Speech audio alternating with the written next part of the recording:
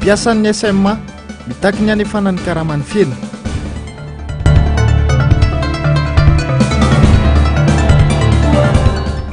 Trisomie 21 tsy azo soroana fa tonga ho azy.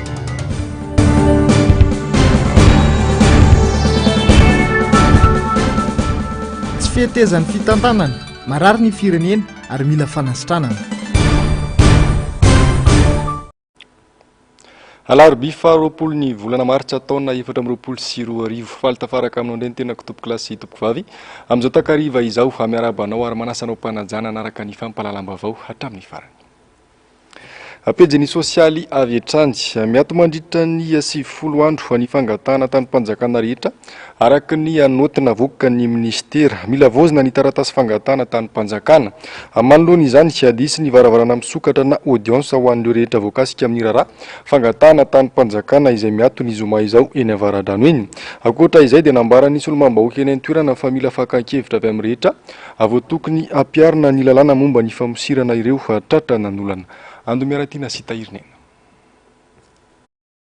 Miato ny fangatahana tany mpanjakana rehetra mandritra ny 90 andro ho fampiarana ny naoty mahakasika ny fanavozana ny lalàna mifehy tany mpanjakana azo amidy sy tany fahobe tsy mbola nahavitana vidinany fotony. Izara roa ny hetsika ny 10 andro voalohany ampafantarana amin'ny alalan'ny petadrindrina ireo olona nanao fangatahana izay hatramin'ny 20 martsa lasa teo ka ny mbola mitohy hatramin'izao. Izany hoe ireo manana fangatahana talohany raika amin'ny 3 desambra 2024.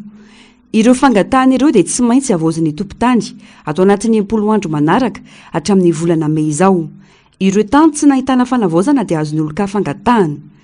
Isy ny varavarana misokatra ny zoma izao eny avaradrano makasika ity raharaha ity ampafantarina ireo rehetra voakasika ho ny solombavam-bahoaka eny an-toerana. Raha ny eto ampilatana izao dia misy taona raika amin'ny 570 ka hatramin'ny taona 470 zay vitan'izao androany zany dia misy fianakaviana 500 voakasika izy io ary tany mirefy any amin'ny 3,000 hektara any.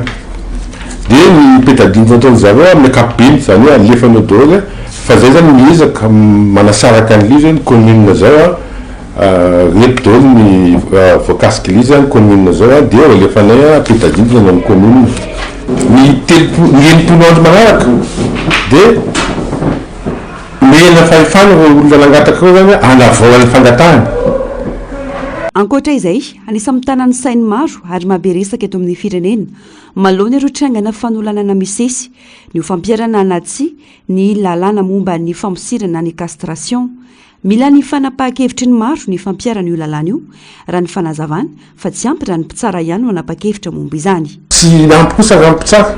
satria misy ny lalàna tsy afaka manala taova amin'ny olona mihitsy ny izaniza. Dia tokony misy mpitsabo zany mahita an'izay hoe zao no castration chirurgicale atao amin'ity faisable ve dia zay le vomira mihitsy zany manapaka fa tsy olona ray tsy mpitsara anankiray tiako tresana fa da asosikevitra narefako satria mbola ngeza loatra le lalàna dia tokony misy zavatra tena mipetraka ao anatin'le izy hoe tia zao no tokony fanekena zany le zavatra atao amin'le olona manao an'le fanolanana. Ny laza ity solombavam-bahoaka ity raha no anontany mpanao gazety amin'ny firotsahako-vidinina tsy amin'ny fifidianana ho avy io. Tsy dia mahazo valiny loatra amin'ny mpanantanteraka zany teo aloha momba an'izay etaetam-bahoaka izay dia mbola toirako le izy zany efa tsy niditra biraona ministra mihitsy zay tao anatin'ny 3 taona angamba satria fantako fa tsy politika zany le izy raha tena tsorona dia anao ngamba amin'ny hafa indray zay mahita vaholana amin'izay mety mahavany zay etaetam-bahoaka zay. Fanametraka taratasy fitarainana teny amin'ny fitsarana avo momba lalam-panorenana teny amin'ny ministeran'ny mponina ary ny teo anatrehany mpanolotsain'ny tanàna Antananarivo ireo mpiasa eo anivon'ny SMA androany. Toy ny fitakiana efa nataon'izy ireo izany sy vahan'ny olana ny fahataran'ny karama sy ny zo tokony hosotrahan'ireo mpiasa kanefa tsy misy fijerena. Andomiaratina sitahirina. Tsy nijanona tamin'ireo karazana fitakiana sy fitokonana intsony ireo mpiasan'ny SMA fa nitrata tamin'ny fametrahana taratasy fitarainana teny amin'ny ambaratonga ampahefana samihafa toy ny fitsarana avo momba ny lalam-panorenana ny ministeran'ny mponina sy teo anatrehany mpanolotsain'ny tanàna androany. itsika nentina anairana ireo tompona ndraikitra voakasika hijery akaiky ny zava-misy iainan'ny mpiasa tsy fantatra mazava ho ireo mpiasa ny tena loharanom-bola mampiodina ny SMA fa noho ny tsy fandoavany mponina Antananarivo etra ara-dalàna no mitarika ny olana raha nambarany tompona ndraikitra azy ireo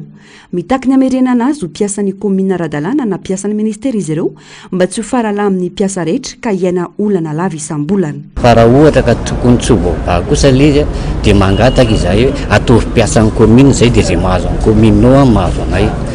mety zany le zavatra tamin'ny komina dia mba mety ny aty aminay tsy mety ny tamin'ny komina dia samy miara tsy mety eo fa lasa zay faralan'olona foana zay mpandroka fa dia reo manontany vola ianao zao hoe ahoana volanay dia miankina amin'le etra foana le etra trano le angonina foana le izy dia mbola tsy ampy le vola dia io ianao miandro eo fa tsy fantatro le tena mpidiram-bola hoe tena maharitra société municipale angeny société municipale d'assainissement angeny le misy anay dia rafitra hafa mihitsy zany le izy fa tsy commune ka raha izay zavatra zay raha ohatra voabahan'le SMA le izy tsy maninona fa raha tsy voabahan'le SMA kosa le izy dia aloha zay atao mpiasan'ny commune direct zay na mpiasan'ny ministera direct tsy maninona zay voaitsakitsaka tanteraka ny zon'ny mpiasa ny karama efa tsy zarizary ny zo farany bitika indrindra tsy sitrahan'ny mpiasa fa samy miantoka ny tenany amin'ny karama varimasaka tsy misy fanonerana indrindra raha totsy tsy fahasalamana tsy maro zany tato aminay nefa nandeha retirety nefa mbola tsy nisitraka an'izay retiretin'izay maro koa marary nefa tsisy hosty fa juste zany hoe eny amin'ny CSB2 Andravangy le mianay nefa le eny koa resaka ordonnance fotsiny nalainy eny dia mividy fanafody mipiasa nefa tsisy remboursement le izy tsisy inona juste hoe mipiasa foana zany mamoaka vola posy nefa noho tsy fananana zany no nandanana teny amin'ny CSB2 fa mangataka zany zay mba hanana hosty manokana mihitsy le mpiasan'ny SMA farafaratsiny zany mba hoe ao amin'ny be masy atsasakarama volana febroary izany hoe 2024 sy iray tsy ariary no noraisy ny mpiasan'ny SMA nanomboka ny alatsina ny lasa teo raha namafisy ny mpiasa nambary ny tompona ndraikitra fa alefany amin'ny banky ny ambiny tsy nanatsafidy itsony anefa ny mpiasa fa tsy maintsy nandray io maroboly io na dia karama feno azy anolotakina nrehetra ny hetsika nataon'izy ireo ny farany herinandro teo hatramin'ny androany mitaky ny amenona ny volana ireo mpiasa ary andoavan'izany ara-dalàna sy ara-potoana araka ny tetiandro kone isam-bolana vao tonga mihitsy zany farany volana dia raisina karama nefa le calendrier-ny SMA mampagaga anay fa lasa 10 andro le calendrier-andro zareo dia gaga zay efa ahoana ary lasa 10 andro ny calendrier-ny SMA aiza izay eto Madagasikara moa zany tompoko misy an'io calendrier 10 andro ony ray volana tena mbola tsy hitanay mihitsy manodidina ny valonjato ireo mpiasa ny SMA ny ato amin'ny asana nefa ny ampanim-betsaka tamin'izy ireo nanomboka ny zoma teo hatramin'ny androany raha nambarany mpiasa misy ireo ny ala nisy ireo voaroka nilazany tsy verina iasa moa ny mpiasa sasantsasany eo anivon'ity orinasa mitantana ny fako eto andrenivohitra ity mandrapatonga ny karama feno ny fako ihany koa amin'izao efa manomboka miparitaka sy misavovona indray taoriany iray 10 andro nomeny ny mpitantana vaovao Vaovao eny anivon'ny komina Antananarivo renivohitra izay atrandy ny rarakopana ny fampanantenana sy ny fanambana petraky ny filohan'ny delegasiona manokana Antananarivo nandritra ny fihaonana voalohany tamin'ireo mpanolotsain'ny tanàna androany sy tamin'ny fivoriana tsy ara-potoana. Ny fotoana iasany no mamaritra izany ho kosa ireo mpanolotsain'ny tanàna raha nanio ny heviny aladinika roa moa nodiniana mandritra ny 2 andro ao anatin'izao fivoriana izao. Andomeratiana sy tahiriny anatrany. Sambany ny fihaonana voalohany tamin'ireo mpanolotsain'ny tanàna sy ny filohan'ny delegasiona manokana n'Antananarivo taorian'ny nahavoatendry azy tantana ny tanàna ny androany. Fotoana nafana ireo mpanolotsaina nitondra ny heviny sy ny hetahita-bahoaka indrindra ny fandavorariana ny asa eo anivon'ny komina Antananarivo. Isan'ny olana goavana atao amin'ny komina hatramin'izay ny fitantanana araboly izay tsy mangarahara ary tsy nisy tatitra nandritry ny fitantanana teo aloha ankoatra io olona ny mpiasa amin'ny ankabeny. Zao zay tena marara zay tena 10 millions isan'andro safidy tao amin'ny komina tena mitatehana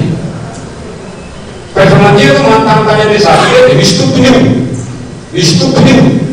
sady raha tsy ny tompony io mandeha avatina ny mpiasa ny komina zany ny zavatra misy ato tsy ny mpiasa kokoa ny tena manao an'izany fa teren'ny zava-misy izy fa io arakaraky ny lehibe any rehefa manao ny lehibe manao manaraka ny société municipale rehetra teto amin'ny commune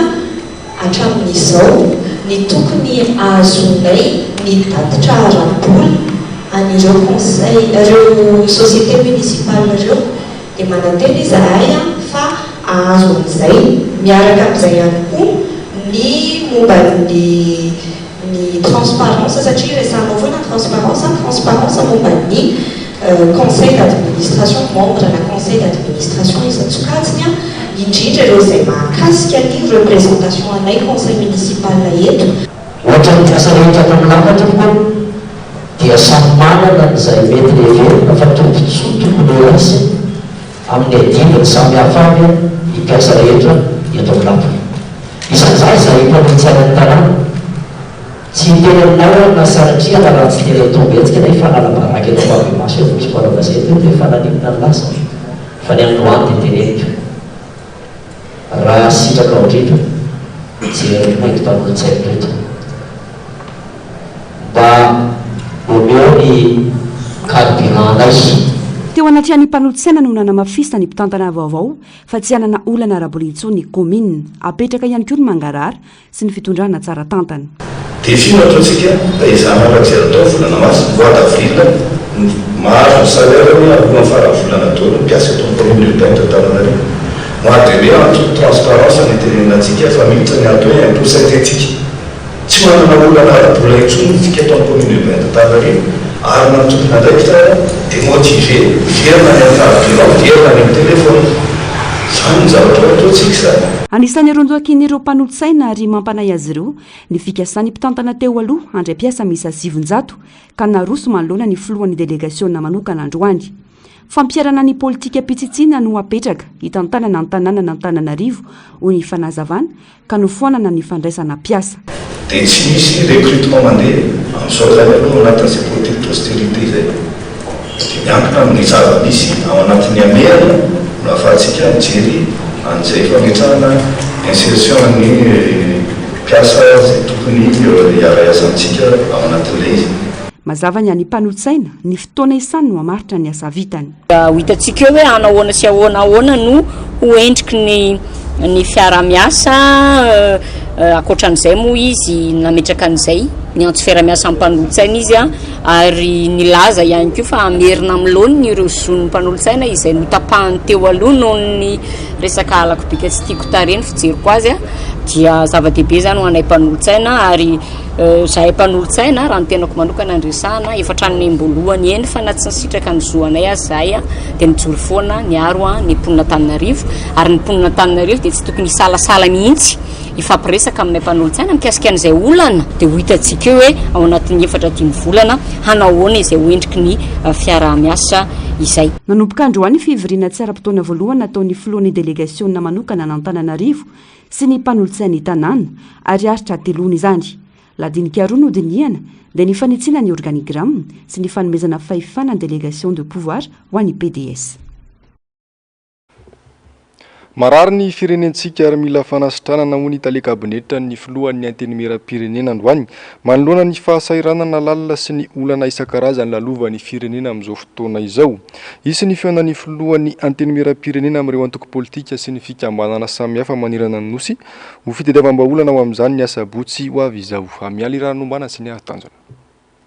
tsy misy izay tsy mahatsapa ny fahasarotana misy eto amin'ny firenena ny olo-pirenena tsy mitsaha mitotongana ny lafiny ara-tsosialy sy ny lafiny ara-toekarena izay mitondra any amin'ny fahalovan'ny firenena manamafy ny zava-misy raha teo ireo karazana tatitra voakan'ny banky iraisam-pirenena efa tsy sakafo intsony ny akamaroan'ny voaka malagasy atsoatsy noho ny fiakaram-bidy isan'andro eny an-tsena manampitrotraka ao anatin'izany ny faharatsindalana izay sakana tsy ahafahana mampiakatra ireo vokatra ny famatsiana jiro sy rano moa dia efa tsy lazaina intsony tsy misy ny vahaolana hatreto ho amin'ireo lafin-javatra izay tena mampitaraina ny malagasy ireo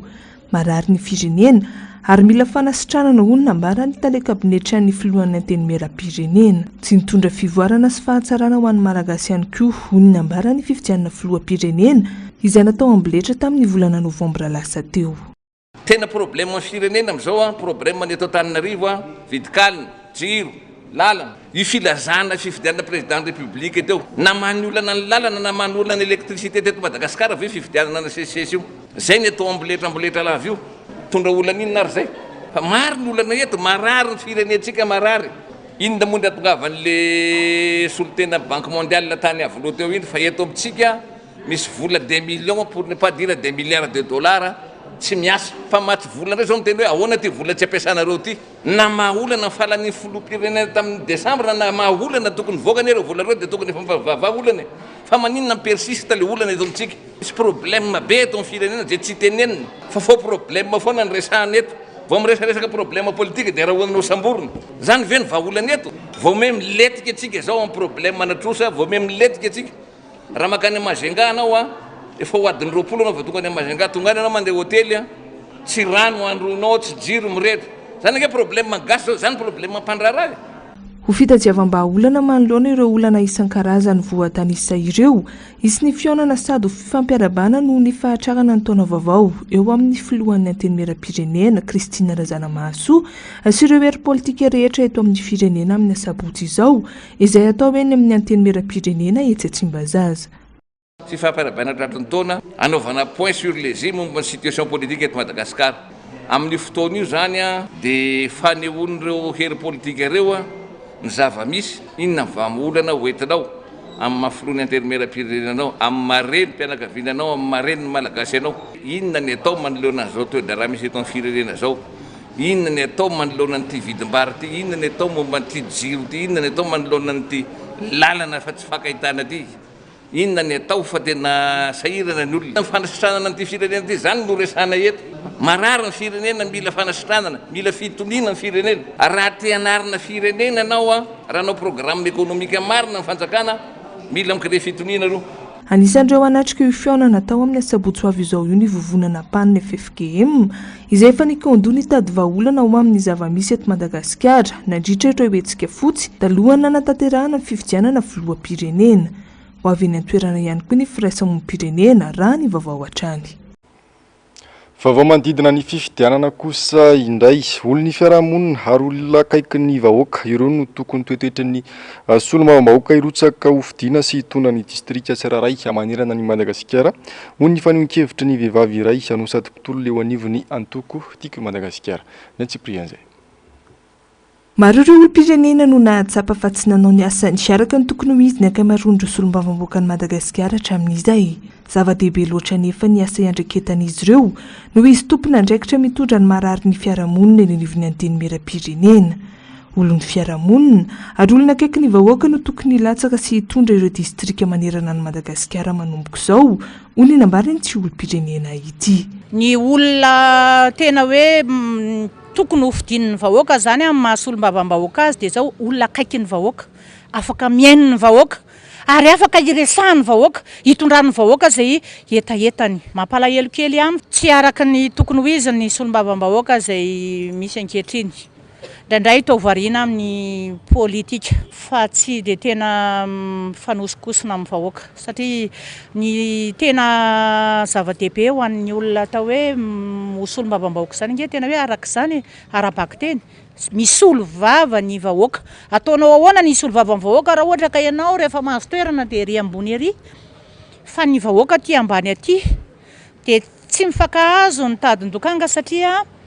ny etaetan'ny vahoaka zao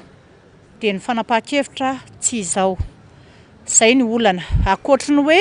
maha olony lalàna ny solombavambahoaka zany a dia olony fiarahamonina olona tena akaiky ny vahoaka ary vonina hitondra ny etaetan'ny vahoaka azahoana manatanteraka ny fampandrosoana ety fotony. Dia mba tsy hisy tsony a fiverenana hoe tsy netinetiny ray iny fa rehefa nifidy a dia tena hoe ilay tena mety dia izay le ampianariko ny olona. Iray amin'ireo kandida nikasa hirotsaka ho solombavambahoaka amin'ny anarany antokotiako Madagasikara iny fara saingy manaiky ny lamina napetraky ny antoko ny tenany. Nanamafy koa itsy farany fa tsy latsaka ho kandida mahaleo tena fa natevin-daharana hatrany antokotiako Madagasikara ho amin'ny tolona ho fanavotam-pirenena izay efa nataony hatramin'ny taona 2024. Manodidina izay vaovao ny fifidianana solombavambahoaka izay hatrany avy ireny any amin'ny tany nakanareo ainy tena ko rehefa tsy ilainareo intsony ho kosa ny solombavambahoaka Paul Bera Rasimanana raha nanontany ny mpanao gazety mikasika ny fanohizany na tsy amin'ny fitondrana intsony. Tahirinena. Mbola miroro-saina ny amin'ny mety ho filatsako fidinina tsy ho amin'ny fifidianana solombavambahoaka ho avy izao ny député Paul Bera Rasimanana na Irosy. Nanambarany tena nanontany ny mpanao gazety fa mbola vonona izy raha ilaina saingy rehefa tsy ilaina intsony dia hijanona ary iverina ny mitany nakana azy. Za tany andafy no natsony filohan'ny Rajoelina tamin'izany izy mbola nitarika ny fitokonam-be teny amin'ny 13 mai Andry Rajoelina niantso atany za niasa tany nanana asa ny vady aman-janako any za niasa tany dia natsona anao ny 7 février raha Vatomanga nalefa nakakantso dia tonga teto nanampy ny tolona dia ny angavian'ilay alasaky anao mba maka an'ilay toerana député aloha satria anao ny tsara toerana indrindra atao amin'ny 4e arrondissement noho ny mpitolona manantenanao daholo dia nanaiky ny tenako azo le toerana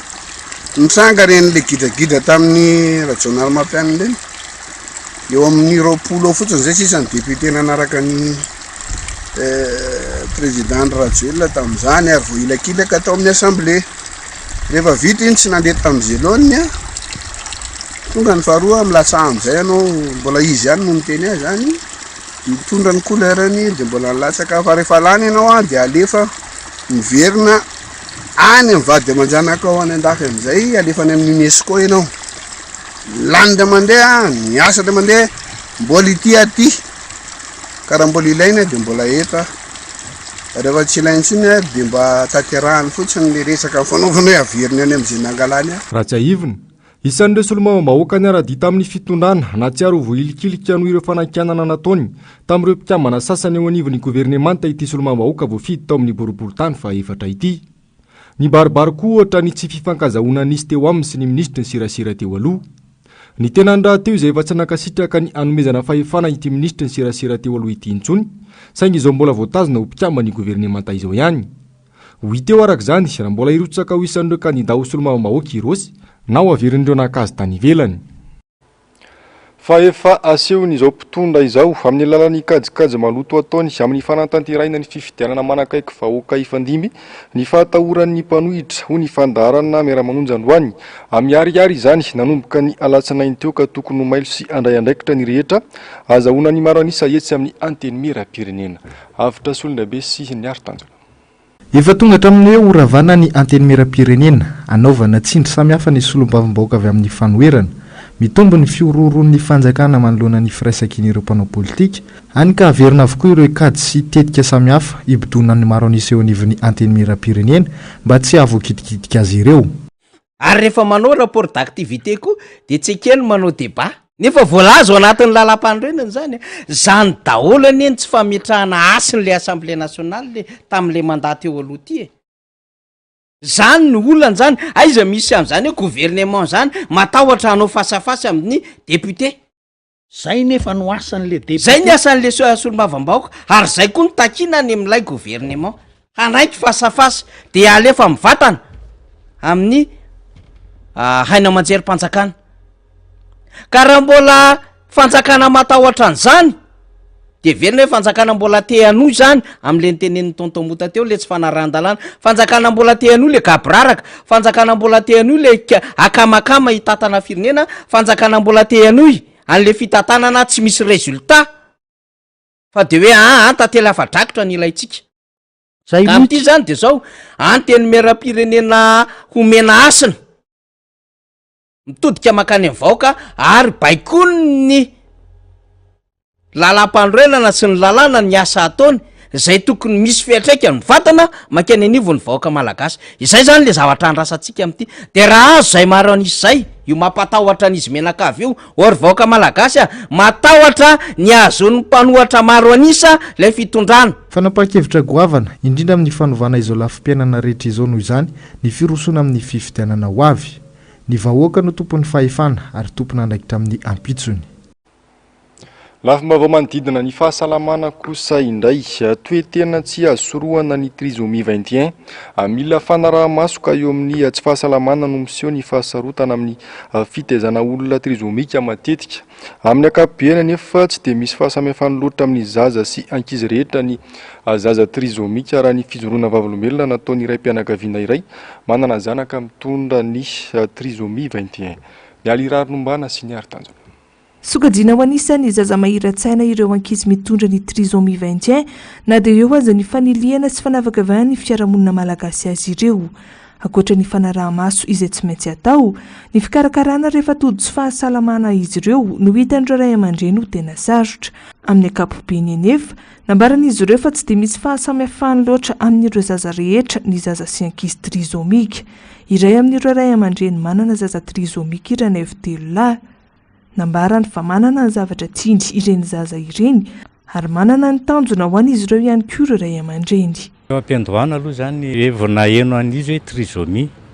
dia nanana tebiteby tena nanana tebiteby zay mivady moa zany hoe ahoana ny fomba hitazana an'ity, ahoana ny ndretrarehetra momba aminy. Tamin'izay koa ary izy moa ohatra ny efa 3 taona tany mbola tsy nandeha fa ohatra ny kisakisaka dia ohatran'izay koa vao maika nampiasa saina hoe tsy handeha izy moa kanjo moa taty aoriana izy nandeha somatsara ihany. Mitovy amin'ny zaza rehetrarehetra ihany zany ny fomba nitazaina ihanazy. Fa zay samihafa azy moa zany izy tsy maintsy mila raha maso tanteraka. Zay zany moa ny tena hoe sarotra. Satria ianao raha misy zavatra ataonao an-trano dia mijery izy dia tia amerina an'iny koa izy dia ndrany izy nefa ohatran'ny hoe atahorana rahatra na tahaka izany. Eo mihitsy koa zany anisan'ny rehefa sarotana satria izy le tsy maintsy manazava marary azy. Fa hoe mitsapatsapa fotsiny zany ianao na hoe mandeha androandro. Eo koa zany tena anisan'ny tena hoe sarotra ary izy koa zany anisan'ny zaza marifo. Fa ny ankapobeny izy aloha zany tsy nefa lehibe tsy nipetraka olana taminy mihitsy fa le fanaraha-maso fotsiny sisa natao. Ny tena maray aman-dreny ny tena manana tanjona ho azy. Dia raha ny tanjona ohatran'ny hoe ho anay mivady sy ny hoe hitanay aminy aloha zany zao izy tia mikapokapoka ohatran'ny veribatera zany mandindihy dia manam-panindriana moa zany ny tenako tianay moa zany ampianarina batera. Nanomboka tamin'ny taona 17 dia isan'ireo firenena manamarika ny andro iraisam-pirenena ho an'ireo ankizy mitondra ny trisomie 21 i Madagasikara. Misy netsika ho amin'izany izay karakarain'ny Down syndrome Madagasikara isan-taona. Ho amin'ity taona ity, lohahevitra hivoatra ny hoe atsaharo ny fitsaratsara-pona. Aritra 12 andro ny hetsika manerana ny nosy. Resaka scientifique izy io. Nanao recherche atao amin'ny Association Française pour la Recherche dia nahita le terme le hoe trisomie 21. Nalainy tamin'ny alalan'ilay zavatra ny scientifique zany le izy. Raha ohatra resaka chromosome mantsy le izy raha ohatra ny hoe ny olona normal 2 isaky ny poche dia ny zareo lasa 3 mitao amin'ny 21e place.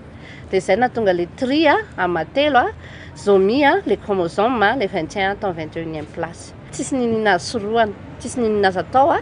fa afaka raisina ohatra ny ankizy rehetrarehetra kosa izy rehefa tonga eto tany. Ny zavatra mbola hita dia hoe tsaratsarain'ny olona fotsiny ilay ankizy, ny olona mitondra trisomie 21 sokajina anatina adala, anatina fontaine kely orchidée ozintsika eto Madagasikara tena betsaka mpiteny moa. Raha pitsy ny tena ivony fankalazany dia ho anay eto amin'ny Down syndrome Madagasikara zany manomboka rapitsy koa le fizarana fifaliana. Izay ataonay any amin'ireny ankizy le any amin'ny tsisy mahita ireny mihitsiny, le tsy tafiditra anaty fikambanana na tsy voaray any anatina centre spécialisé fa tsy manana fahefana. Mety eo amin'ny fiarahamonina zay, mihaona amin'ny ray aman-dreny zay dia ampafantatra an'izy ireo hoe inona le tena atao hoe trisomie 21. Ohatra ny ahoana ny kapasité an'ny olona atao hoe trisomie 21 mba ahafahan'ilay ray aman-dreny mahafantatra zany ohatra ny ahoana ty zanako ty inona tokony andraikitra raisiko aminazy. Tafiditra ao anatin'ny tetikasan'ny Down syndrome Madagasikara ny fanisana ireo zaza trisomika manerana ny Madagasikara izay atomboka eto Antananarivo. Vaovao ny toetry ny andro kosa indray nahazo fampitandremana amin'ny loko mavo any amin'ny morontsiraka atsimon'ny nosy noho ny tsioka atsimo ateraky ny fandalovan'ny rindrin-drahona tany an-toerana. Vinavinaina izy fikorotana noho izany ny toetry ny andro any an-dranomasina any amin'ny morontsiraka atsimo andrefana sy atsinanan'ny nosy ato anatin'ny 3 andro avy. Mety hatratra 3 hatramin'ny 3,5 metatra ny avon'ny onja ary hatratra 4 metatra ny amin'ny morontsiraka atsimo. Hitatra ny amin'ny morontsiraka atsimo atsinanana sy afovoany Antsinanana izany manomboka ny sabotsy alina izao. Eo anilanelany Toliara hatrany Tolanary no isian'izay fikorontanana izay manomboka ny sabotsy 13 Martsa hatramin'ny alahady 14 Martsa kosa dia eo anilanelany Tolanaro hatrany Manoro no voakasika. Mpanao gazety Matianina Amiraina ho amin'ny fampandrosoana araka io fanambana apetraky ny olafitry ny mpanao gazety na ny OZM tamin'ny taona 2024 anisan'ny tanjona ny fanamafisana ny fahalalana sy ny fahaizana manao ireo mpanao gazety tsy ankanavaka mba tena tonga azy ireo Matianina. Anisan'izany fampivoarana ny mpanao gazety izany ny fianarana teny anglisy mamaim-pona iarahana amin'ny Eli mialiranombana sy ny artanjona. Anomboka amin'ny fahenina ny volana aprily izao ny fampianarana teny anglisy mamaim-pona ho an'ireo mpanao gazety tsy ankanavaka eto Madagasikara. Fiara-miasa eo amin'ny English Language Institute na ny ULI sy ny olafitry ny mpanao gazety no ahafahan'ireo mpanao gazety misitraka izany fiofanana haritra 5 na enim-bolana eo izany. 20 noraisina ho amin'ny andiany voalohany ka adiny 4 isaky ny sabotsy manomboka amin'ny 2 ora ka hatramin'ny 5 hariva izany. Anisan'ny fipetratakin'ny OJM amin'ireo mpanao gazety liana amin'izay fampianarana izay ny mahampikambana eo anivon'ny OJM. Eo ihany koa ny fanaovana taratasy fahavononana na lettre d'engagement. Ho an'ny olay kosa, anisan'ny fipetratakin'izy ireo ahafahana manao fanadinana sy ahazoana diplôma any amin'ny fiafaran'ny fampianarana ny famitana ny 10 tora mila fenoina. Journalista 12 eo zany ny vaky voalohany ho ampiofaninay amin'ny teny anglisy. Mandritra ny 5 hatramin'ny 9 volana eo zany mianatra isaky ny sabotsy sy niveau anankiroa rehefa vita ny niveau anankiray zany dia misy ny fanadinana izay atrehan'ireo journaliste ireo dia miakatra niveau faharoa izy dia rehefa vita ny niveau faharoa dia misy ihany koa fanadinana dia manao an'ilay speech dia rehefa vita zany izay dia mahazo ny certificat na ny diplôma zany zay créé par l'État malagasy zany no diplôma zay ho azo. Toy ny fianarana rehetra izahay fanabeazana ihany koa ao anatiny misy discipline zay arahana ao anatiny. Zany hoe misy ihany ny fiapetra zany amin'ny fianarana an'ilay izy misy ny zavatra zay tokony arahana ohatra hoe misy absence zay tokony tsy ho atao misy fetrany eo amin'ny 5 ka hatramin'ny 9 bolana eo faharetan'ny fianarana satria isaky sabotsy ny mianatra dia ho an'ireo izay tena vonona zany dia ao anatin'izay 9 bolana izay izahay zany aloha tena apresiana mba hiditra ao anatin'ilay izy satria tena raha ohatra hoe misy absence fréquent be loatra dia manjary lasa tsy azo an'ilay diplôma ny farany tsy oferina zany ilay izy eo vaky anankiroa na 3 na 4 na 10 fa tanjona amin'ny OJM dia ny journaliste rehetra mba hibénéficie an'izy daholo. Sy 160 heures zay zany no enjehana. Raha ohatra zany ianao tsy mahatratra izay 160 heures zay dia tsy afaka mihitsy ianao hanao an'ilay speech amin'ny farany. Zany hoe tsy hanana chance mihitsy ianao azo an'ilay diplôma. Zava-dehibe ary tombony ho an'ny mpanao gazety eo ampanatanterahana ny asany ny fisiana fampianarana ny vozana fahalalana tahaka izao ho kosa ny nambarany filohan'ny OJM. Ho an'ny OJM moa dia ny vinanofaritana nanomboka tamin'ny taona 2024 izay nandraisana ny fitantanana ny rafitra ity dia ny hoe mpanao gazety Matianina rahina ho amin'ny fampandrosoana. Izao fampianarana teny anglisy mamaim-pona ho an'ny mpanao gazety izao atolotry ny vondrona fampianarana ULI dia zava-dehibe ho anay mpanao gazety. Izay mpanao gazety ihany koa dia irona ao anatin'izay mba tena ampiasa an'ilay fitaovana ho erovana ny tany sy ny teny. Maro ny hirika fanararotrana ny opportunité ho an'ny mpanao gazety amin'ny maha hoe teny iraisam-pirenena ny teny anglisy amin'izao ahafahana mivoatra fa sakana ilay tsy fahaizana an'ilay teny anglisy sy ny tsy fifehezana azy. Maro no efa hoe mahay miteny fa te hanamafy an'izay fahaizana izay. Maro be ny sehatra ahafahantsika mivoatra raha mahay ny teny anglisy isika na ny fanadihadiana eo amin'ny sehatra iraisam-pirenena na ny fandehanantsika any ivelany mandrakotra an'ireny hetsika iraisam-pirenena maro lafo ireny. No tanterahana tamin'ny ity androany ity moa ny fanaova-tsony ny fifanarahanm-piara-miasa eo amin'ny olay izay fanjorona mandritra ny 3 taona sy ny olafitry ny mpanao gazety. ao anatin'ny fanamariana ny fahadimapolo taona nijoroan-drato ny OGM amin'ny tsy taona ity. Isy ny fionam-be izay ataon'ireo mpanao gazety rehetra aty Afrika amin'ny volana oktobra ho avy izao ho fanamariana izany.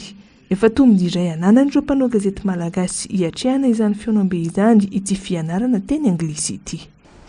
I'm very happy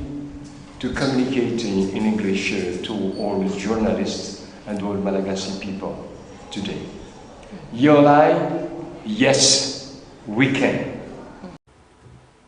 Lafimba vao afatatiraka kosa indray mirakitra arentsaina ny angano hitarafana ny fotom-pisainana sy ny fahendrena ary ny fomba fiaina ny firenena iray manoloana ny firoborobon'ny teknôlôjia nefa dia zary adiny ny angano natokana ho an'ny angano ity androany ity kanisy ny fampiofanana ireo liana amin'ny angano ataon'ny mpampianatra ny mpianatra sy ny sisa tetsy amin'ny tranom-pokon'olona isotry ny arana tamin'ireo mpampianatra sy ampitantara-angano matianina Andomeratiana sy ny Artanjona. Tany amin'izany moa ndraiky izy tany amin'ny faritra barabaratra nosy tany nisy tanàna antsoina hoe Moarantsoa. Tany amin'ny tanàna io nisy olon-droa mpivady niteraka zazalatokana raiky antsoina hoe Toro. Manana anjara toerana goavana eo anivon'ny tokantrano ny fiarahamonina sy eto amin'ny firenena ny angano. Mifono fanabeazana natao ampivoarana ny maha-olona ny angano. Manampy ny ankizy amin'ny fahaiza-mifantoka amin'ny fianarana miaino sy ny fitadidiana. Samy manana ny angano ny firenena maneran'izao tontolo izao izay hitarafana ny fotom-pisainana, ny fomba fiaina sy ny fahendren'ny mponina ao aminy. Fanambogoavana apetraka ireo mpisehatra matianina amin'ny fitantarana angano manoloana ny firoborobon'ny teknôlôjia amin'izao ny amerenana ny asa ny ity kolontsaina iray ity. Ankehitriny dia miezaka izay mamerina izay satria ny fanatontoloana dia matetika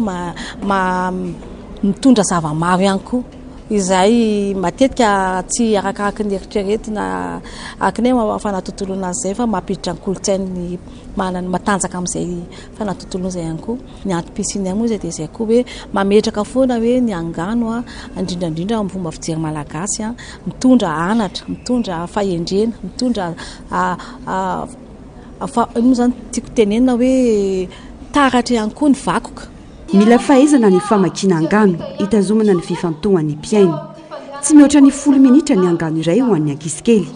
miankina amin'ny taona kosa ho an'ny lehibe. Tanjona ao anatin'izany ahafahan'ny rehetra mandray ireo lesona sy anatra avy aminy azona mampiatra izany avy hatrany. Tsy voafaritra mazava ireo angano misy eto amintsika, tsy fantatra ihany koa ireo tena nanoratra azy. Arentsaina ny angano manova toe-po sy toe-tsaina ho an'ireo manao azy sy ny mpiaino ihany koa. Tena mila fahaizana, mila teknika, ny fitazomana andro ankizy hoe janona eno anao mandrapavita ny fotoana zay nataonao anazy dia mila teknika, mila fantatra hoe psikôlôjian'ny ankizy hatramo fa 5 minitra zakan'ny ankizy zao taona ka hatramin'izao taona. Mila haina hoe inona no mampitonga azy miaino anao tsara. Betsaka ireo boky mahakasika ny Madagasikara tafiditra anatin'izany angano izay mahaliana olona maro ho ny avy amin'ny tranom-boky. Ny tenenanay hoe liana ny olona dia satria na ny ankizy na ny lehibe dia hitanay fa tonga miaino angano. Dia isany ihany koa ho anay izay ao anatin'ny sehatry ny